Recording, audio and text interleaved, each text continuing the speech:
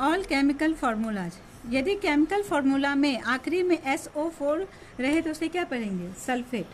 क्या पढ़ेंगे उसे? सल्फेट। तो उसे यह पढ़ते हैं, सल्फेट पढ़ते हैं। Na2SO4, Na क्या हो गया? सोडियम हो गया, तो क्या पढ़ेंगे ये? Sodium sulphate. MgSO4, Mg क्या हो गया? Magnesium, magnesium sulphate. ठीक है, इसमें प्रॉब्लम होता था ना। Al2SO4 तो Al क्या हो गया? Aluminium, aluminium sulphate. यदि आखिरी में CO3 रहेगा तो कार्बोनेट।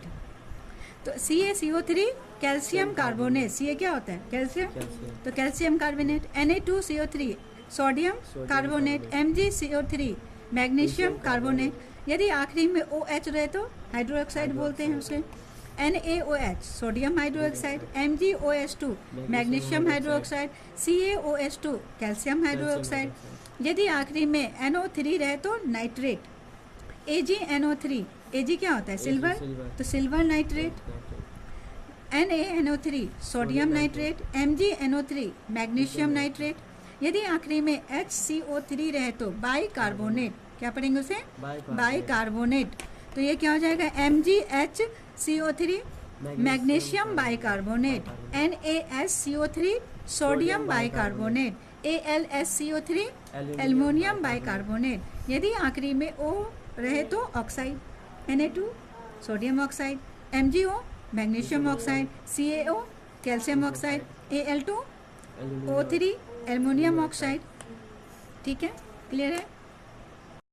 चलो देखो, N जो होते हैं, N क्या है? एलिमेंट है, नाइट्रोजन है। इसका कितना होता है एटॉमिक नंबर? 7 होता है। और N3 जो माइनस है, ये क्या है? आयन है ना? क्या है ये? आयन। N3 रहेगा तो क्या हो जाएगा? Nitrite, nitrate, nitrate. NO2 NO minus, और NO2 माइनस क्या हो जाएगा? Nitrate. NO-3 nitrate. P phosphorus है, P3 रहेगा तो फॉस्फाइड। PO3 3 ऊपर रहेगा, ये मतलब आयन है, तो क्या हो गया? फॉस्फाइड।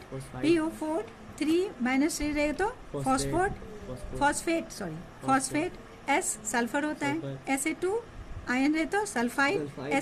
SO3 2 आयन रहे तो सल्फाइड, सल्फाइड। ये सल्फाइड और ये सल्फाइड और ये सल्फेट। SO4 अभी तो पढ़े हो। SO4 क्या हो जाता है? सल्फेट, है ना। Na2SO4 हो जाएगा, सोडियम सल्फेट। MgSO4 हो जाएगा, मैग्नीशियम सल्फेट। Al2SO4 क्या हो जाएगा? Aluminium sulphate. क्लियर है? अब यहाँ पर देखो, ये तुम्हें आता है, जैसे नाइट्रोजन का कितने एटॉमिक नंबर हैं? 7। तो इसके कॉन्फ़िगरेशन कितने हो गए? 2 और 5। अब इसमें सोडियम नहीं, यहाँ पर क्या हो गया? 2 और 5। तो ये 2 है, एक ऑर्बिट में क्या आ गया? 2, दूसरे में 5, तो दूसरे में तो 8 आएगा। तो इसे और कितना चाहिए? 3 चाहिए। तो इसीलिए यहाँ पर क्या लिखा हुआ है? 3। जितने आयन लेते हैं वो लिया, तो नाइट्राइड उसको पढ़ते हैं। तो ये तो पहले बना ही चुके हो। अब यहाँ पर देखो एक और, यहाँ है सोडियम और कैल्शियम कंबाइंड होते हैं, ट्रांसफ़र करने वाले को, इलेक्ट्रॉन्स को इलेक्ट्रोवैलेंट बॉन्ड कहते हैं ना, इलेक्ट्रोवैलेंट बॉन्ड कहते हैं। जैसे सोडियम का कितना है? 11, कैल्शियम का कितना है? 17। तो सोडियम तो पहला ऑर्बिट, ये तो न्यूक्लियस है, पहला ऑर्बिट में कितने होंगे? 2, सेकेंड ऑर्बिट में कितने होंगे? 8, और थर्ड ऑर्बिट में 1।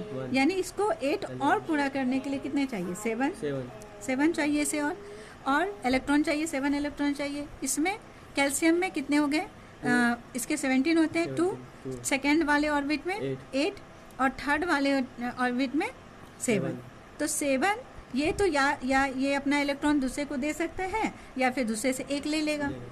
ठीक है, तो अपना वो ऑर्बिट को पूरा कर लेगा। अब यहाँ 2, 8 है, तो ये एक इलेक्ट्रॉन क्या है? किसको दे दिया? कैल्शियम को दे दिया। ठीक है, तो ये 2, 8 अपना स्टेबल हो गया, और ये 7 इसे 1 मिल गया, किससे? सोडियम से, तो ये स्टेबल हो गया। क्लियर है? अब यहाँ देखो सल्फर, इसी तरह सल्फर का कितना होता है? 16।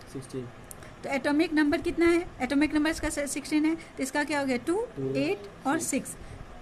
तो ये इसको, इस ऑर्बिट को पूरा करने के लिए कितना चाहिए? 2 आयन, तो इसमें -2। यही यहाँ पर ऊपर में लिखा हुआ रहता है, तो पता ही है, पहले भी बता चुके हैं चैप्टर जब पढ़ाए थे। तो अब आ जाओ NaCl। अब NaCl ये भी पढ़े। NaCl कैसे हो गया? NaCl कैसे हो गया? Na2Cl। ठीक है, NaCl2, NaCl में Na क्या है, सोडियम है, और Cl क्या है, क्लोरीन है। सोडियम का कितना है 11 और क्लोरीन का कितना है 17। तो सोडियम का 2, 8 और 1 और क्लोरीन का होता है 17, तो 2, 8, 7, और ये तो अभी बताए ही है। तो ये अपने ऑर्बिट को पूरा करते हैं। H2O को HO और HO2 क्यों नहीं लिखते, H2O क्यों लिखते हैं, क्यों नहीं लिख सकते, तो क्या कारण है इसका, ये इलेक्ट्रॉनिक कॉन्फ़िगरेशन और उसमें जो ऑर्बिट स्टेबल होते हैं और उसके अकॉर्डिंग ये HO2 नहीं लिखते हैं, HO नहीं लिखते हैं, क्या लिखते हैं, H2O।